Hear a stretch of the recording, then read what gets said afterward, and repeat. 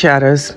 You know, one thing I notice, and things I always point out, I always say that timing is crucial when a story is being told, and so is pitch or tone. But yesterday, I had cyberbullying on my mind. So on my Facebook and YouTube pages, I decided to share the link to my cyberbullying video that I did 3 months ago. And in that same hour, a perfect stranger, Robert Latruths Hampton's wife, in the same hour, had cyberbullying on her mind as well, because she posted shortly thereafter that cyberbullying is real. Is it a coincidence? Perhaps. Did she see something? Did she watch something and made her state that? Who knows? Only she knows that. But in that video, I outlined what happens when we engage in certain conduct and behaviors online.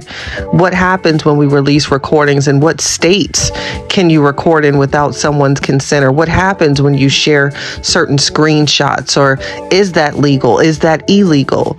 We do these things sometimes unknowingly. So when it comes to cyberbullying, it's very much real. Very much real. And oftentimes, if you've ever said something mean about someone, whether you're simply writing it or even stating it out loud on a social media platform, then you yourself have participated in cyberbullying. If you've ever had a screenshot sent to you that someone else shared in the party unknowingly received this, and the party that participated in the message has no clue that you shared this message, then you've actually participated in cyberbullying and violating a law. So these are things that people do, some knowingly, some unknowingly, in which you too create cyberbullying. So oftentimes when our hands are dirty, we have to make sure when we are pointing the fingers at others that we ensure that our hands are clean. We can't have dirty hands and wish for others to clean theirs as well. It comes a point in which we have to be accountable for what we've done and what we've said and what we participated in, because no one's allowed to be a victim unless you are victimized. You know what I'm saying? I think as adults, and we're all adults at this point, whether you're in early adulthood or late adulthood or middle-aged adulthood, we all are adults. So we know right from wrong. We know what we're doing. I remember watching a case of McDonald's years ago. I don't know if you pay attention, but if you notice on cups of McDonald's, they state, "Caution, this is hot." Now you would think, why is this here? I mean, of course, it's coffee. It is hot, of course. Well, a lady years ago, there was a documentary about it. She received this cup of coffee from McDonald's. It spilled on her lap and she received third-degree burns, sued the company, made millions of dollars. And now, years later, they had to put that on their cup because of one person. So I said that to say, when we go on our platforms and we have these PSAs and we label and place everyone in a category, we are being socially irresponsible. If you noticed in any of my lives or videos before, you know my trigger words, and y'all is actually one of them. So I watched a live yesterday in which a woman stated that these women and female bloggers have contacted her publicist or have contacted people from her bowling event. Now, as a female, as a woman, as a blogger or content creator, it would make you wonder and say, oh my goodness, is this person talking about me? This person went on to state, these women said that I stated F cancer. And again, as a woman, as a female blogger, as a creator, it makes you say, are you in fact talking about me? Because that would be false, because we knew that was false months ago.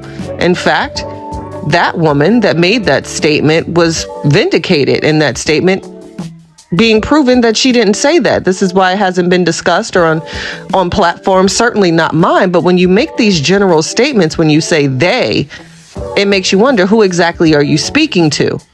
Because all it takes is for one person to hear that comment, then go to a female blogger's page and state, how dare you contact this person's publicist? So now this person has now incited others to bring trauma, stress, anxiety to someone else's platform. And guess what? As simple as that caution, this is hot with McDonald's, that is a lawsuit. Is it time consuming? Absolutely. Is it pointless and minuscule? Absolutely. But can it happen? Absolutely. Simply because we make statements and we don't address the person that needs to be addressed.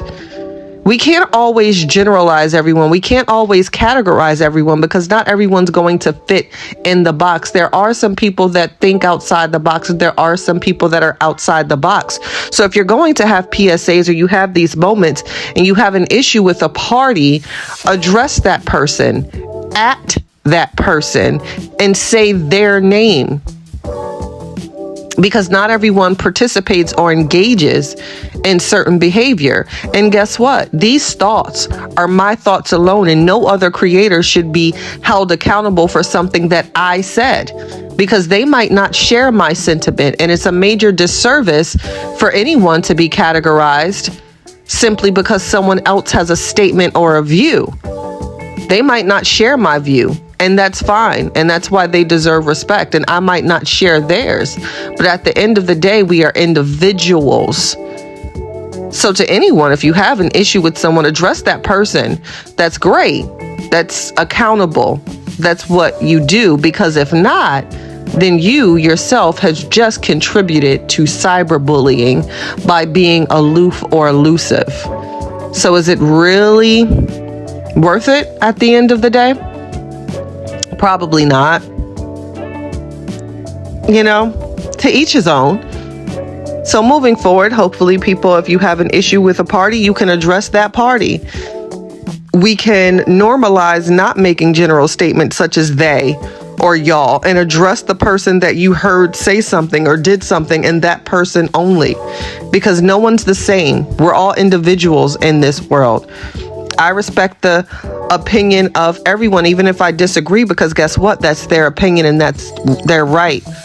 But no one deserves to be labeled simply because someone else participated in an action or someone else made a statement. Address that person. So as always, draw your own conclusion, because that's what we do.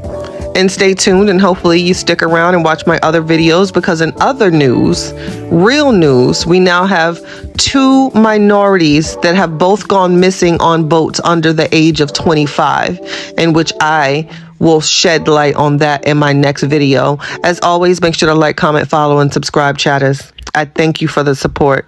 Truly, I do.